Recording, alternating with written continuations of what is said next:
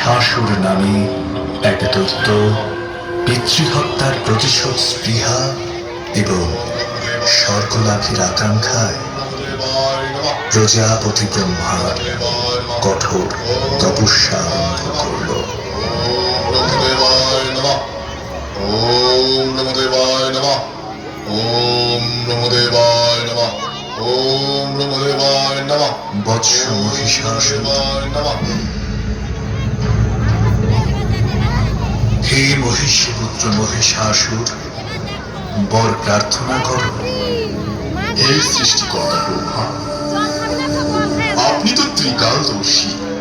আমি কি চাই তা কি আপনার অজানা? অসম্ভব।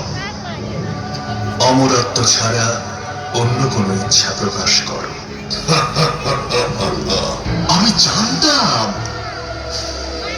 জানতাম ব্রহ্মদেব, আপনি অপারক, আপনি বড়। বৎস মহিষাসুর, ঠিক আছে, আমার বরে আজ থেকে তুমি অপরাজেয়।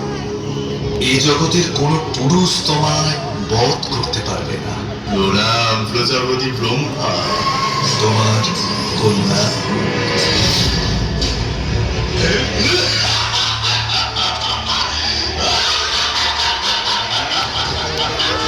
আজ থেকে আমি অজেয়, অমর, আমি কৈলাস মহিষাসুর।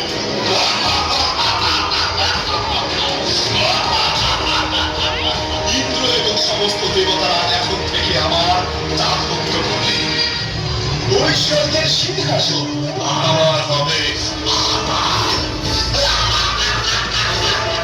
আমি হব স্বর্গাধিপতি, ত্রিলোক বিজয়ী মহিষাসুর।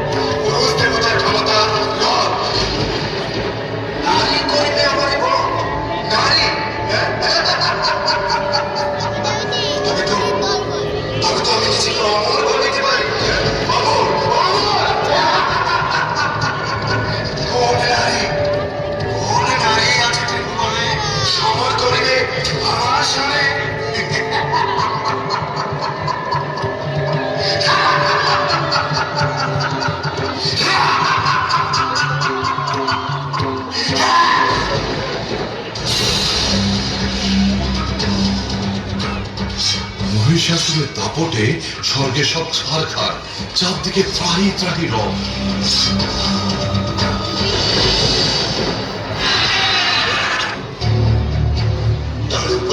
উপায় একটাই হে নারায়ণ, মহিষাসুর বধ হবে শুধুমাত্র একজন নারীর হাতে। সকল দেবতার তেজে সৃষ্টি হবেন সেই মহিষী দেবী মহিষাসুর হবে। আসুন দেব, আর বিলম্ব নয়, সৃষ্টি হোক মহিষাসুর মর্দিনী। শিবের তেজে গঠিত হল দেবীর মুখমণ্ডল। যমের তেজপুঞ্জ হতে গঠিত হল কেশদান। বাহুসমূহ নির্মিত হল বিষ্ণুর শক্তিতে।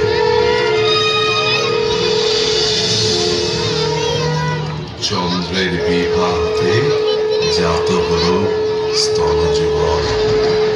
ইন্দ্রের বল থেকে তৈরি হল শরীরের মধ্যভাগ।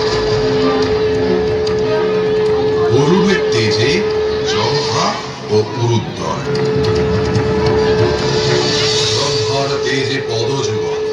সূর্যের তেজে পদাঙ্গুলি সমূহ এবং কুবেরের তেজে নাসিকা।